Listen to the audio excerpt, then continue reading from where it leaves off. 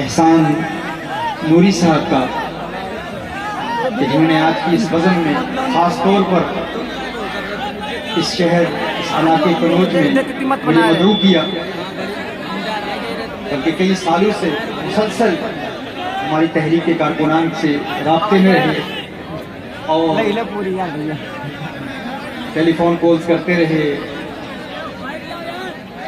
تحریک کے کارکنان جو شہر برمنگھم میں ہیں وہاں رابطے کرتے رہے، لندن میں رابطے کرتے رہے، لیکن آج الحمدللہ ان کی محبتوں کی برکت سے مجھے آج اس خوبصورت بزم میں آپ عاشقان مصطفیٰ صلی اللہ علیہ وسلم کی زیارت کا موقع نصیب ہوا۔ اللہ جل وعلا ان محبتوں کے سلسلوں کو اسی طرح قائم و دائم رکھے اور ان کی پرخلوص کاوشوں کو اپنی بارگاہ میں قبول فرمائے۔ سید صاحب میرے پاس ساتھ بیٹھے ہیں، مدینہ منورہ میں ملاقاتیں رہیں، ہماری تحریک کے کارکنان سے رابطہ رہا، سادات اس بزم میں موجود ہیں،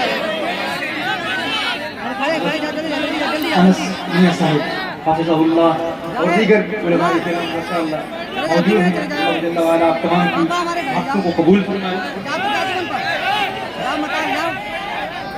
اور مختلف احباب کی جانب سے پیغامات آ رہے ہیں، فلاں اشعار پڑھے ہیں، فلاں موضوع پر گفتگو ہو، فلاں واقعہ سنا ہے، تو میں کہتا ہوں یہ تو نعت خوانوں سے کہا جاتا ہے کہ فلاں نعت پڑھیں، تو ایک ترتیب کے مطابق بیان کیا جاتا ہے۔ تفسیر موضوع ہے تفسیر قرآن، تو انشاءاللہ تعالی میں آپ کی ضیافت ایمانی کے لیے چند باتیں انشاءاللہ سرکار اعلیٰ حضرت کے حوالے سے، سرکار کے اشعار کے حوالے سے پیش کروں گا انشاءاللہ، لیکن جو آیا کریمہ جسے سرنامہ سخن کی حیثیت سے تلاوت کرنے کا شرف حاصل ہوا، اس پر چند معروضات آپ کی بارگاہ میں پہلے پیش کرتا ہوں، پھر انشاءاللہ تعالی آخر میں چند اشعار بھی پیش کریں گے انشاءاللہ۔ دیکھیے اللہ جل وعلا ارشاد فرماتا ہے اِنَّا أَعْطَيْنَاكَ الْكَوْثَرَ، محبوب ہم نے آپ کو الکوثر عطا کیا۔ اِنَّا أَعْطَيْنَاكَ الْكَوْثَرَ، اللہ جل وعلا نے اپنے حبیب صلی اللہ علیہ وآلہ وسلم کو الکوثر عطا فرمایا۔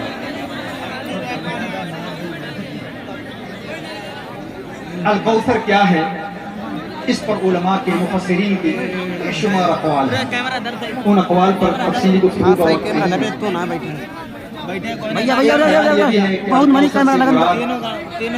جنت کی نہر سعید بن جبیر سے پوچھا گیا ان الناس یزعمون انه نہر فی الجنہ، کچھ لوگ ہیں جن کا یہ نظریہ ہے کہ کوثر جو اللہ جل وعلا نے اپنے حبیب کریم صلی اللہ علیہ وآلہ وسلم کو عطا فرمائی، اس کوثر سے مراد جنت کی ایک نہر ہے۔ آپ نے فرمایا النہر فی الجنہ من الخیر الذی اعطاہ ایاہ، کہ وہ جو جنت کی نہر ہے کوثر خیر کا حصہ ہے جو اللہ جل وعلا نے اپنے حبیب کریم صلی اللہ علیہ وسلم کو عطا فرمایا۔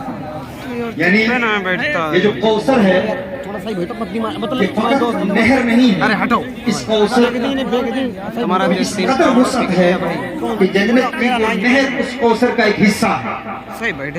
یعنی الکوثر میں اس قدر وسعت ہے کہ وہ جو جنت کی ایک نہر ہے نا وہ فقط اس کا حصہ ہے۔ الکوثر ہے کیا؟ دیکھیے کوثر یہ فوعل کے وزن پر مبالغہ کا صیغہ ہے، فوعل۔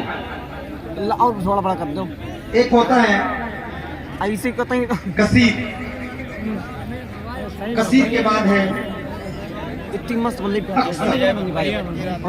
کے بعد ایک مبالغہ کا صیغہ ہے فعال کے وزن پر آتا ہے کثار، اور ایک ہے فعال کے وزن پر کوثر، اور کوثر کے بعد پھر آگے مقام ہے الکوثر کا، یعنی ایک کثیر ہے۔ اچھا ہم علم بلاغت میں پڑھتے ہیں کہ واو جو ہے نا، واو اس میں یا سے زیادہ قوت ہے، کوثر میں وہ ہے اور کثیر میں یا ہے، ارے بھیا یار بھائی کرے یار دیکھ لے بھیا اور وہ میں یا سے زیادہ قوت ہے، یعنی کثیر میں وہ کثرت نہیں ہے جو کوثر ہے، اوپر ہی کرنی ہے، اوپر ہی تو یار نیچے کرنا ہے یار، کثیر سے زیادہ کثرت، مطلب تم ہلو نا ٹوپی پہ نہیں دکھ رہی تمہاری. اور کثیر میں ایک فرق یہ بھی ہے کہ کثیر کا استعمال اچھی چیزوں کے لیے بھی ہوتا ہے اور بری چیزوں کے لیے بھی، اور کوثر کا استعمال فقط اچھی کثرت کے لیے ہے. یعنی آپ یہ کہہ سکتے ہیں کہ فلاں کے پاس کثیر مال حرام ہے، ہاں؟ اور یہ بھی کہہ سکتے ہیں کہ فلاں کے پاس کثیر مال حلال ہے، کیونکہ کثیر حرام کے لیے بھی استعمال ہوگا، حلال کے لیے بھی استعمال ہوگا، اچھائی کے لیے بھی استعمال ہوگا، برائی کے لیے بھی استعمال ہوگا، لیکن کوثر فقط اچھائی کے لیے استعمال ہوگا. یہ نہیں کہہ سکتے کہ فلاں کے پاس کوثر ہے مال حرام نہیں، کیونکہ کوثر فقط اچھائی کے لیے استعمال ہوگا. یہ فرق ہے کوثر اور کثیر.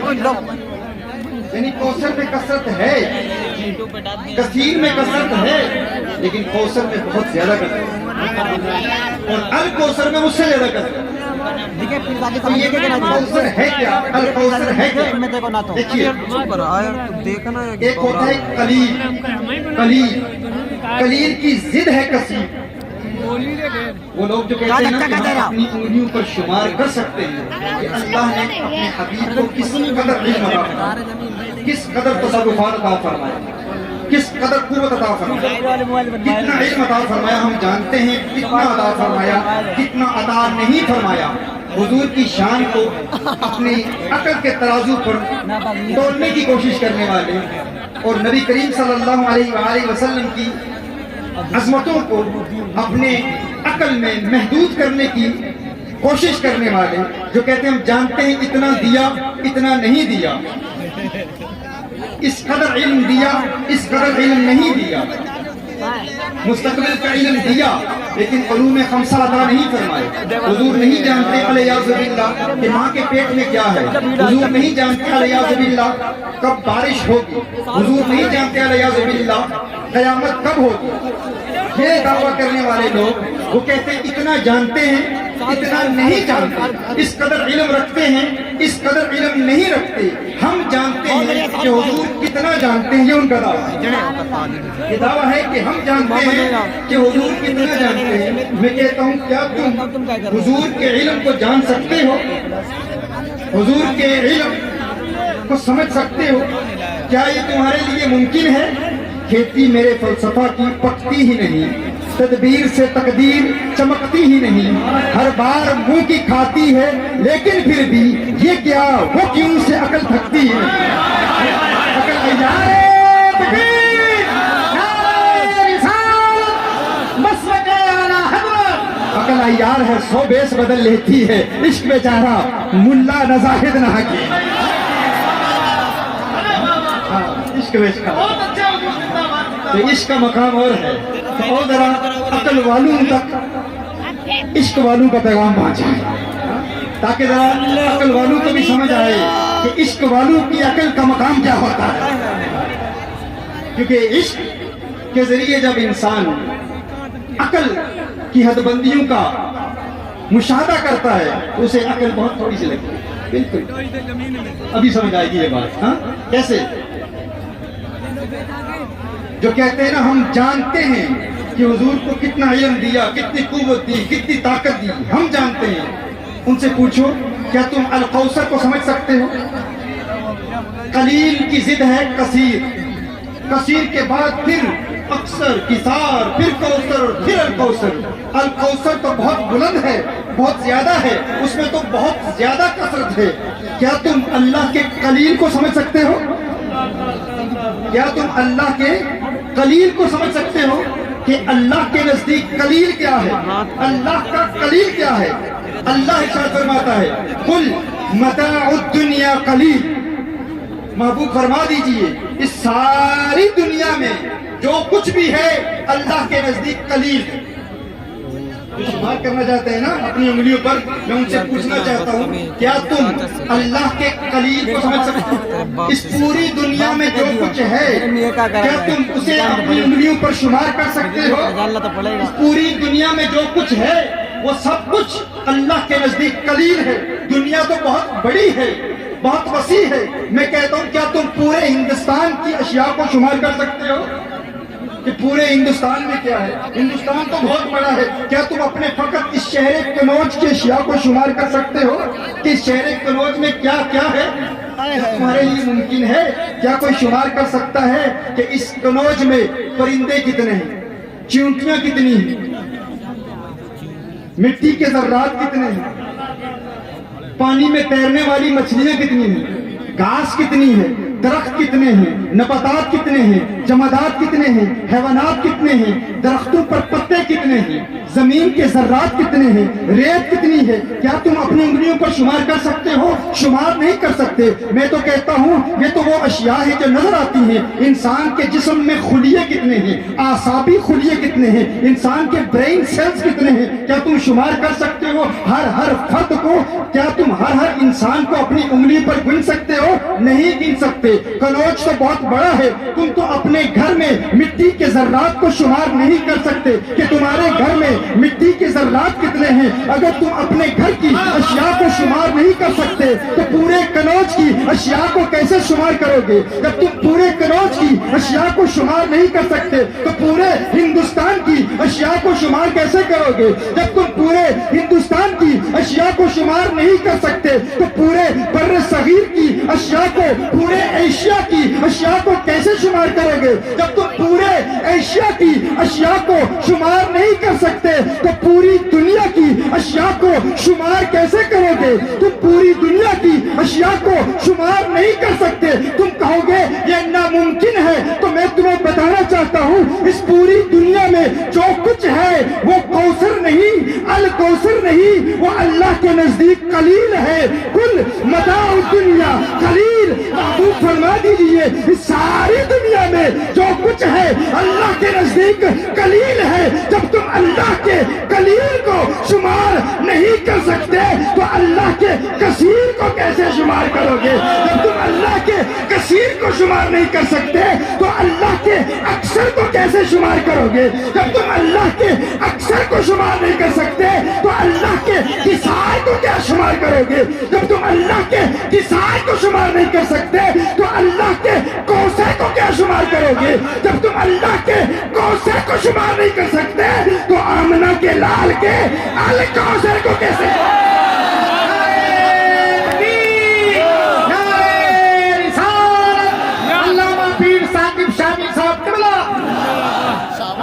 اِنَّا أَعْطَيْنَاكَ الْكَوْثَرَ. وہ ہم نے حق کو قلیل نہیں عطا فرمایا، فقط کثیر نہیں عطا فرمایا، الکوثر عطا فرمایا. الکوثر دیکھیں ارے یار میری ایدی کرے امام مجاہد نے جو نکل جانے کہیں سے آیا ہے. الکوثر کیا ہے؟ امام مجاہد کون ہے؟ یہ تابعی حضرت ابن عباس رضی اللہ تعالی عنہما سے 10 مرتبہ الحمد سے والناس تک قرآن کریم کی تفسیر پڑھی. کس سے کہا کرے بتاؤ کیا ہوا بھیا؟ اور ابن عباس رضی اللہ تعالی عنہما کون ہیں؟ جنہیں کونین کے والی صلی اللہ علیہ وسلم نے فہم قرآن کے حوالے سے دعائیں دی.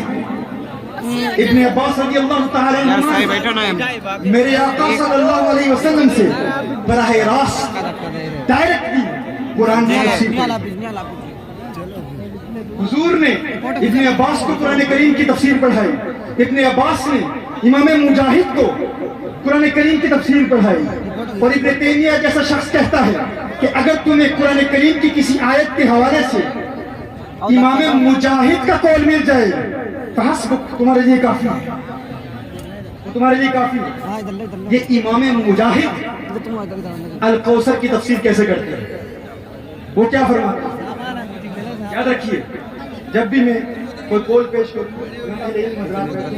بیٹھے ہیں وہ جانتے ہیں مولا علی کرم اللہ وجہ کریم کا فرمان ہے، خارجیوں کے حوالے سے فرمایا ان القرآن حمال اوجہ، القرآن ذو وجوہ وحجتun بجمیع وجوہہ.